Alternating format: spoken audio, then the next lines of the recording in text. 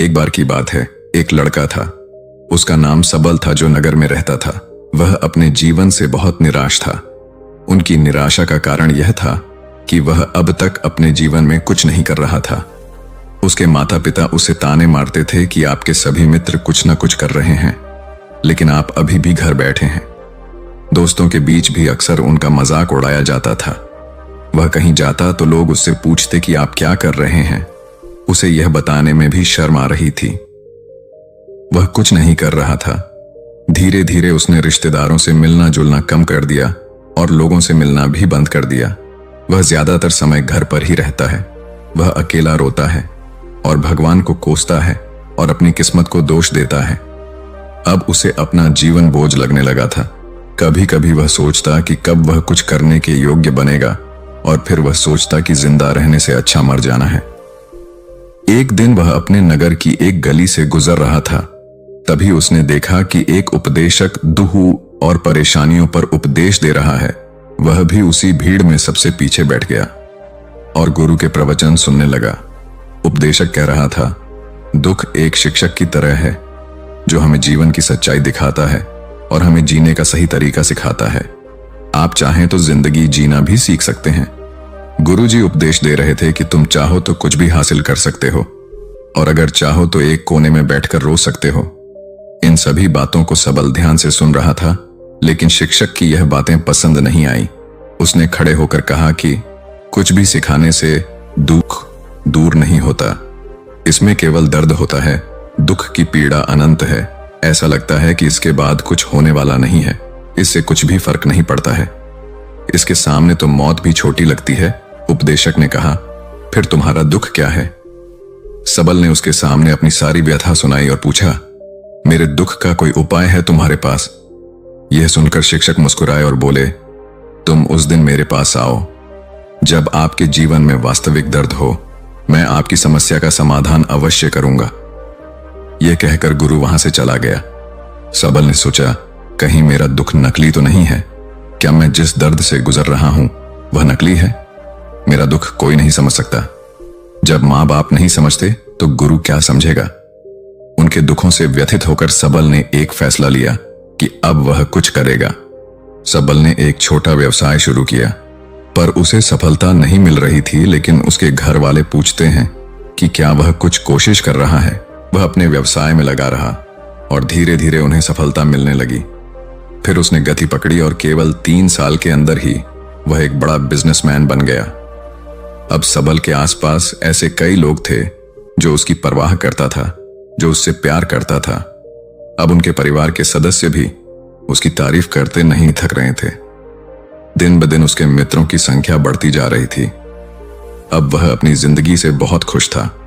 उनके कुछ दोस्तों ने उन्हें सलाह दी कि जब आप एक बड़ा बिजनेसमैन बनकर बहुत खुश हैं, तो सोचिए आपको कितनी खुशी होगी अगर आप इस शहर और इस राज्य के सबसे बड़े बिजनेसमैन बन जाते हैं। कितने लोग आपसे जुड़ना चाहेंगे, आपकी कितनी बड़ी ख्याति होगी, और स्वयं राजा भी आपसे दोस्ती करना चाहेंगे और जरूरत पड़ने पर ही आपसे पैसे उधार लेंगे। दोस्तों की यह बात सबल के मन में घर कर गई। अब वह और पैसे कमाने की कोशिश करने लगा, लेकिन उसे यह सब बहुत ही जल्दी चाहिए था। वह समय बर्बाद नहीं करना चाहता था। उनका अधिकांश समय इन चीजों को प्राप्त करने में गलाने लगा। इसलिए वह ऐसे काम करने लगा जो सही नहीं था। उसने बड़ा उधार लेना शुरू कर दिया। उसके दोस्तों से पैसे की मात्रा और अधिक मुनाफा कमाने के लालच में वह अपने माल में मिलावट करने लगा। उसने अन्य व्यापारियों के खिलाफ भी साजिश रची और उन्हें डराया धमकाया। जैसा उसके दोस्त कहते थे वैसा ही करता था। वह इन तरीकों से ज्यादा पैसा कमा रहा था, पर अब उसके जीवन में पहले जैसा चयन न था। उनके मन की शांति गायब हो गई थी और वह रात को सो नहीं पाता था। वह हंगामे में रहता था। वह सब कुछ पाकर भी उन्हें किसी चीज में सुख नहीं मिल रहा था। एक दिन सबल अपनी गाड़ी में कहीं जा रहा था। तभी रास्ते में उन्हें उपदेशक का आश्रम दिखाई दिया। वह रुका और गुरु के पास जाकर बोला, संत, आपने मुझे मेरे पास आने के लिए कहा था जब मेरे जीवन में सच्चा दुख आता है। अब मैं बहुत दुखी हूं कि मेरी नींद हराम हो गई है। मुझे कहीं भी शांति नहीं मिल रही है। इस प्रकार सबल ने अपनी सारी समस्याएं गुरु को बता दी। गुरु ने कहा, जब तुम पहली बार मुझसे मिलने आए थे तब भी तुम किसी दुख में थे। आपने उस दर्द से क्या सीखा? सबल ने कहा कि सिर्फ सोचने और चिंता करने से कुछ नहीं होता। आपकी दृष्टि को सच करने के लिए यह कार्रवाई करता है। और सिर्फ काम करने से कुछ नहीं होता, परिणाम भी मिलना चाहिए। जब आपको लगता है कि आपका लक्ष्य हासिल नहीं होने वाला, तब राह में चाहे कितनी भी मुश्किलें आ जाएं, मन कितना भी निराश क्यों ना हो, कितना भी लगता हो कि अब कुछ नहीं होने वाला है, तभी विश्वास करें, मैं जो भी कर रहा हूं उसमें अवश्य सफल होऊंगा। लोग केवल सफल लोगों का सम्मान करते हैं। कोई कितना भी अच्छा क्यों ना हो, वह हमेशा लोगों की नजरों में बोझ बने रहते हैं। यह सब सुनकर उपदेशक मुस्कुराया और बोला, जब आपके पास है तो यह वास्तविक दुख नहीं है। अपने जीवन में वास्तविक दुख आए तब मेरे पास आओ, मैं उसे ठीक कर दूंगा। सबल ने जाते समय साधु को सोने के सिक्कों से भरा घड़ा भेंट किया। घड़े को देखकर गुरु ने कहा कि यह मेरे किसी काम का नहीं है, उस पेड़ के नीचे गड्ढा खोदकर गाड़ दो। सबल ने घड़े को पेड़ के नीचे दबा दिया, जैसा कि गुरु ने बताया, और वहां से चला गया। कुछ दिनों से कारोबार ठीक चल रहा था, लेकिन व्यापार के गलत तरीके के कारण धीरे धीरे उसे व्यापार में घाटा होने लगा। उसकी सारी दौलत धीरे धीरे खत्म होने लगी और एक दिन ऐसा भी आया जब उसके पास कुछ भी नहीं बचा और उस पर कर्ज का बोझ चढ़ गया था। परंतु वह निश्चिंत था, क्योंकि उसने अपना सारा कर्ज अपने दोस्तों से लिया था। उसने सोचा कि उसके दोस्त बुरे वक्त में उनके साथ खड़े रहेंगे, लेकिन ऐसा कुछ नहीं हुआ। जैसे ही बुरा वक्त आया, दोस्त पहले उससे कर्ज मांगने लगे। अगर उसने कर्ज नहीं लौटाया, उन्होंने उसे जान से मारने की धमकी भी दी। उनके सभी शुभचिंतक और प्रियजन उससे दूर हो गए। उसके दोस्त, जो उसके साथ मस्ती किया करते थे, अब उसे दूर भाग रहे थे। उसका परिवार उसकी गलतियां और कमियां गिनने लगा। उनकी सारी संपत्ति नीलाम कर दी गई और उसके पास कुछ भी न बचा। जब उसने अपने पिता से मदद मांगी, पिता ने कहा कि मेरे पास थोड़ी सी संपत्ति है, मैं तुम्हारी मां को क्या कहूंगा अगर मैं तुम्हें दे दूं। यह संपत्ति हमारा अंतिम उपाय है। सबल के मन में गहरा दुख छा गया। उसके आसपास कोई नहीं था जो उनके दुख को समझ सके, जो उसे संभाल सके। जनता के इस विश्वासघात के कारण वह अंदर से टूट चुका था। वह सोचने लगा कि अब जीने का क्या मतलब है, अब मौत ही मेरा सहारा है। वह आत्महत्या करने के लिए पहाड़ी पर जा रहा था। तब से उसे याद आया कि उस शिक्षक ने उससे कहा था, मेरे पास आओ जब तुम्हारे जीवन में वास्तविक दुख हो। सबल गुरु के पास गया और अपनी सारी व्यथा सुनाई। आंखों में आंसू लिए उसने कहा, हे गुरु जी, मेरे दुख का निवारण कीजिए। गुरु ने कहा, जब जीवन में असली दुख होता है तब मेरे पास आ जाना, मैं इसे जरूर ठीक करूंगा। सबल ने कहा कि यह क्या हो रहा है, मेरी जिंदगी में अभी दुख नहीं है, तो आखिर असली दुख क्या है? गुरुजी ने सबसे कहा कि पहले आप मुझे बताओ, आपने अपने दुख से क्या सीखा? सबल ने कहा कि मैंने वह सीखा, जो लोग हमारे जीवन में आते हैं वह हमारी सफलता और प्रगति के कारण वो हमें धोखा जरूर देंगे, क्योंकि बुरे समय में वे हमारे साथ नहीं खड़े होंगे। वे अच्छे समय में ही हमारा फायदा उठाएंगे और बुरे समय में हमें छोड़ देंगे। उन लोगों पर ही भरोसा करें जो हमारे बुरे समय में हमारे साथ खड़े रहते हैं।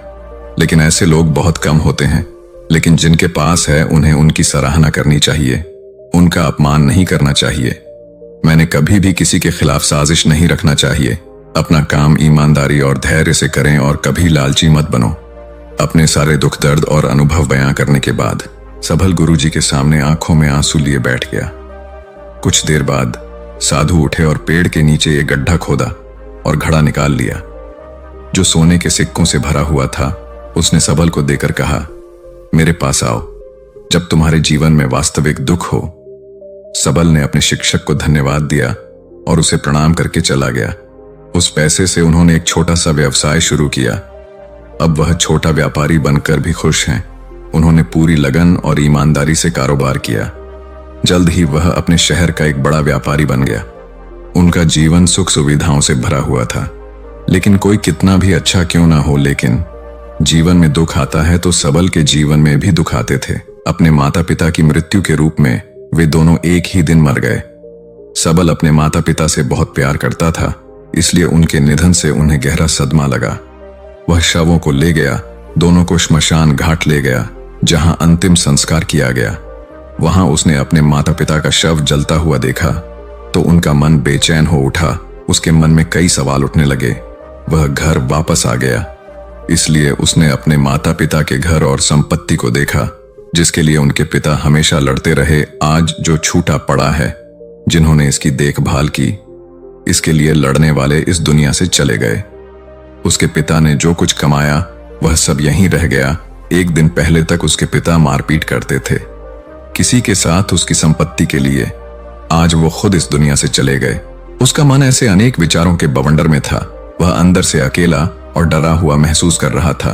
वह खाली महसूस कर रहा था। उसे लगा कि कुछ है, वह समझ नहीं सका। इसीलिए वह गुरु के पास गया।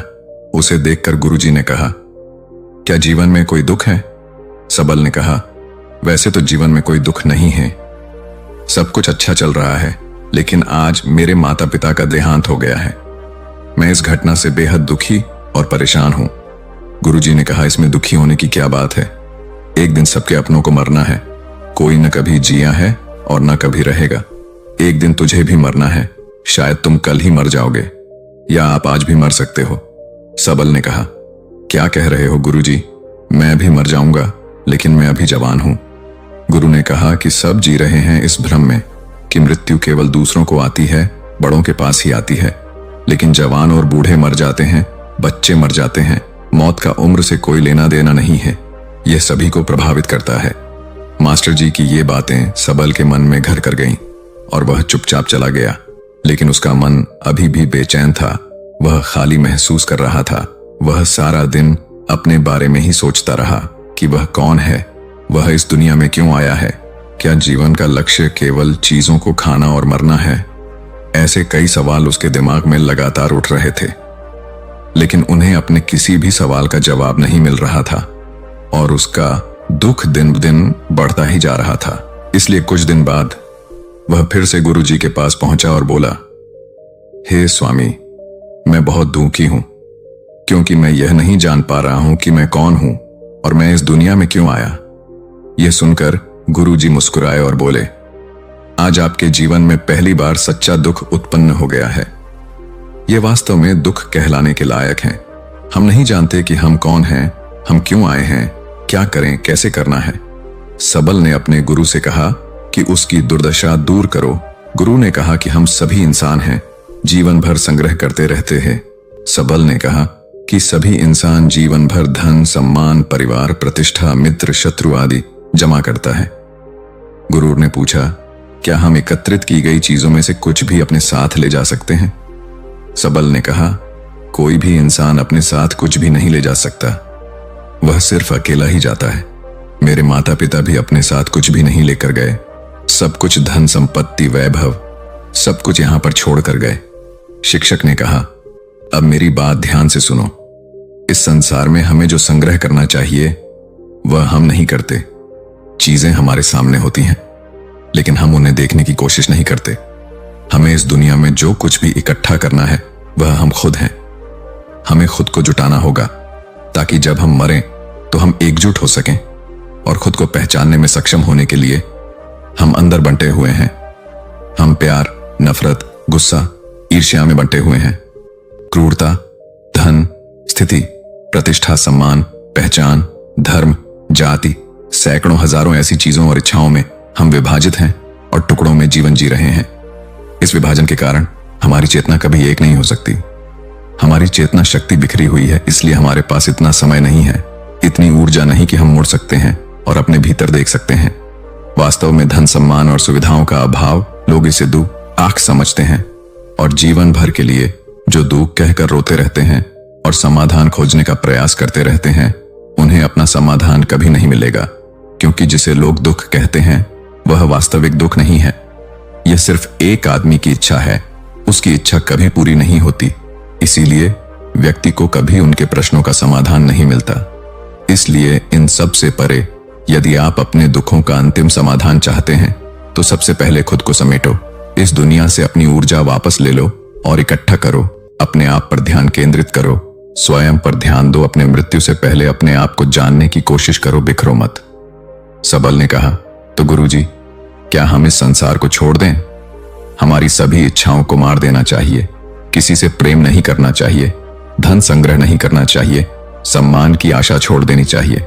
शिक्षक ने कहा कि भावनाओं और इच्छाओं ऐसे बिखरे हुए मनुष्य में से निकल आओ, जैसे कोई पत्थर पहाड़ से गिरे, जिस पर पर्वत का कोई वश नहीं है सिवाय देखने के, परेशान होना और कुछ खोना। वैसे ही बिखरे हुए मनुष्य की इच्छाएं बेकाबू और दर्दनाक हैं। उसका अनियंत्रित मन इच्छा करता रहता है और कल्पना करता रहता है और यह दुख देता है। लेकिन जब एक व्यक्ति अपने मन को एकत्र करता है तो वह जो कुछ भी करता है वह उसके नियंत्रण में होता है। फिर उसकी इच्छा से इच्छाएं भी उत्पन्न होती हैं। सबल ने कहा कि आपने मेरे असली दुख का समाधान कर दिया। आपका बहुत बहुत धन्यवाद। अब से मैं खुद को समेटने, खुद को तराशने की कोशिश करूंगा। गुरुजी ने कहा कि मानव शरीर में बहुत ऊर्जा और शक्ति है, लेकिन यह फालतू के कामों में बटा हुआ है, बेकार की बातों में लगा हुआ है। यह एक बहुत ही शक्तिशाली मशीन की तरह है। एक बच्चे के हाथ में रखा जा रहा है और वह बिना सोचे समझे अपनी शक्ति बर्बाद कर रहा है और बिना किसी नियंत्रण के। इसीलिए इस शक्ति पर ध्यान दें, अपनी चेतना, और इसे इकट्ठा करें। सबल को अपने प्रश्नों का उत्तर मिल गया। उसने अपने गुरु का शुक्रिया अदा किया और चुपचाप चला गया। दोस्तों, उम्मीद है कि आपको यह कहानी जरूर पसंद आई होगी। अगर आपको यह कहानी पसंद आई हो तो इस वीडियो को लाइक एवं चैनल को सब्सक्राइब अवश्य करें तथा अपने दोस्तों और परिवार के साथ जरूर शेयर करें। धन्यवाद। नमो बुद्धाय।